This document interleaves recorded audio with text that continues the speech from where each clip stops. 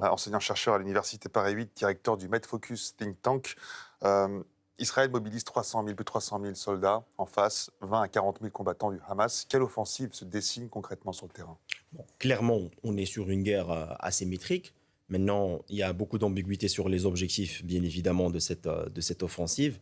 Sachant bien que le fait de dire anéantir le Hamas, détruire le Hamas, juste un petit rappel, les dirigeants du Hamas ne sont pas dans la bande de Gaza, ils sont à Doha et à Istanbul. L'état-major du Hamas, on sait parfaitement qu'il est très lié avec les Iraniens. Donc forcément, je trouve qu'il y a quand même, c'est vrai, il y a le droit légitime de défense, mais on est quand même avec une offensive qui n'a pas des objectifs militaires très très clairs et qui peut engendrer un risque de diffusion grave sur toute la région. Pour cette raison, je comprends bien la position égyptienne là-dessus, qui jusqu'à aujourd'hui n'a pas encore pris une décision et qui a refusé clairement le fait d'avoir... On ne souhaite pas ouvrir la frontière.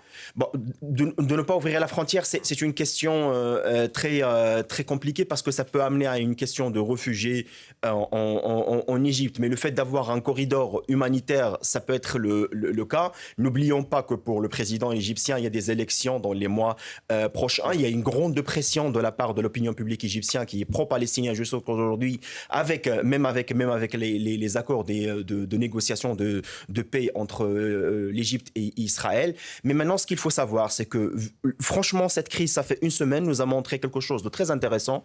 Ni la primauté militaire d'Israël, ni les accords de paix entre les pays arabes et Israël ont pu enterrer la cause palestinienne.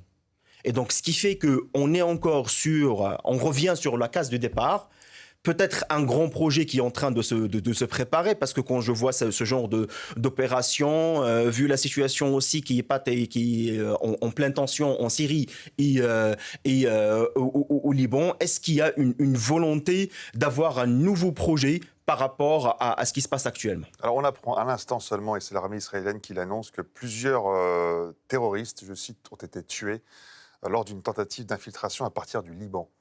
Est-ce que ça veut dire que deux fronts peuvent se dessiner sur le terrain? Il n'y aura pas que deux fronts, en fin de compte, parce que je crois que le Liban, c'est clair, mais avec quand même une guerre très limitée avec le Hezbollah, qui va chercher à atténuer la pression israélienne sur la bande de Gaza. Cette semaine, Israël a frappé à 2 reprises la Syrie, en ciblant des objectifs iraniens. Il faut voir les déclarations de certaines organisations chiites en Irak ou au Yémen, qui menacent clairement Israël de rentrer dans d'une guerre globale. Le fait d'assimiler le 7 octobre avec le 11 septembre, c'est vrai que c'est très intéressant, mais il faut savoir aussi qu'après le 11 septembre, on a eu une grande guerre globale en Afghanistan et en Irak, dont les bilans, il était catastrophique. Je crois qu'il y a en fait un spectre de guerre régionale qui se profile à l'horizon. Malheureusement, jusqu'aujourd'hui, aucune initiative politique, aucune tentative de cessez-le-feu, ni de la part des Nations Unies, ni des puissances internationales.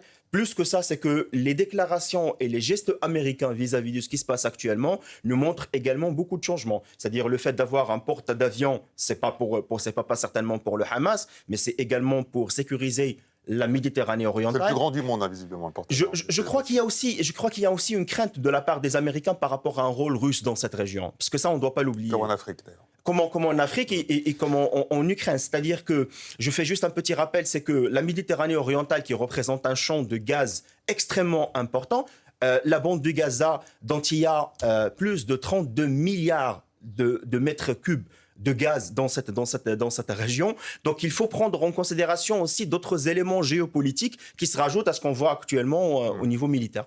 Merci beaucoup Younes Befela d'avoir été avec nous dans la matinale week-end de France Info.